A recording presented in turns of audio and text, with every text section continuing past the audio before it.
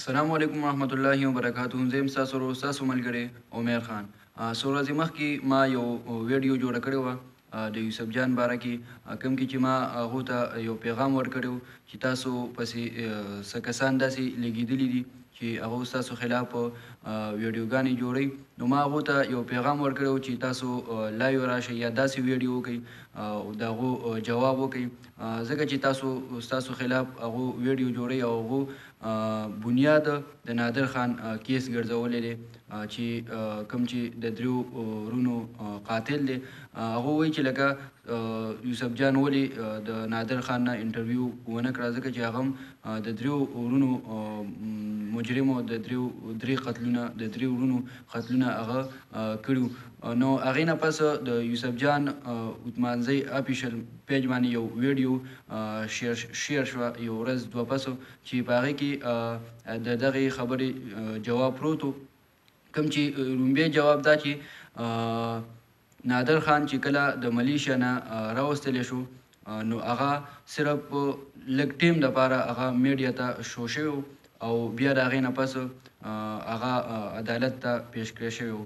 بل جواب په هغې کې دا چې یوسف جان په هغه انټرویو کې ویلي کوم کې چې څو ورځې مخکې په یوسف جان اپیشل پیج باندې شیر شوی وه، کوم کې چې یوسف جان دغه ته تللی د هغه دریو کسانو هغه دریو ورونو کوم چې قتل شوي د هغو کور ته تللی او هلته یې دا ویلي چې زما به دا لومبی ویډیو وي، یعنی دا لومبی انټرویو به وي چې زه به د دغې قاتل نه صرف دا یو تپوس کوم، دا یوه خبره ورته کوم چې یو کس به دې پکې پرېښوستی وی، یو ورور به دې ژوندی پرېښوستی وی چې دا نور یتیمانان یې دا راغونډ کړی وی.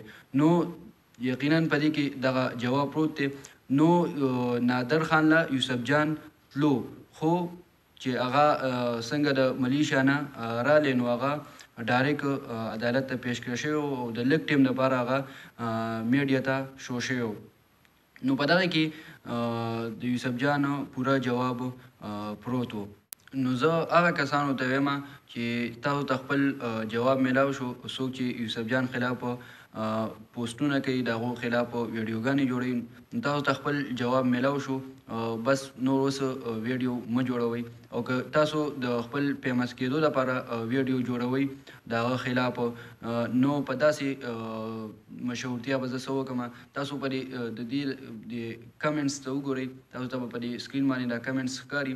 په دې کې یو به داسې کمنټس نه وي چې د ده دا کم کس چې د یوسف جان خلاف ویډیو جوړوي د ده په پیور کې به یعنی یو قسم د ده سره به ولاړ نه وي. ټول پښتانه هغه د یوسف جان سره ولاړ دي او د هغو ملګرتیا کوي.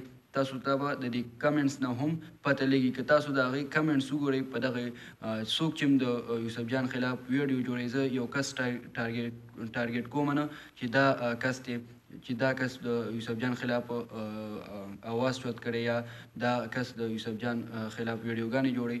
که تاسو د هغه کمنټس ته وګورئ، د هغه په ویډیو لاندې کمنټس ته وګورئ، نو په هغې کې به تاسو ته یو قسم د هغه په ملګرتیا کې میلاو نشي، د هغو به یو قسم سپورټ نه کوي.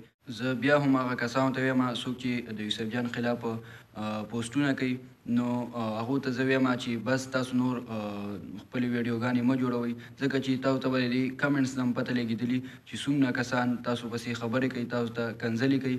نو نور په ځان په خلکو باندې هسې مه کنځئ.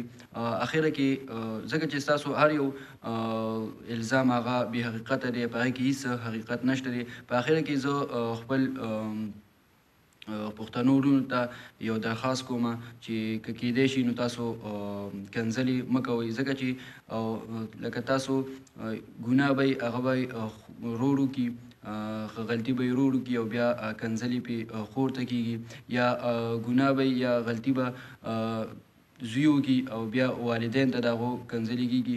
نو دا داسې انصاف نه دی. نو زما دغه یو درخواست دی ټولو ته چې کنځلې هغه په کمنټس کې یو بل ته مه کوئ. ډېره مننه کوم د وخت د راکولو د لوی الله په امان.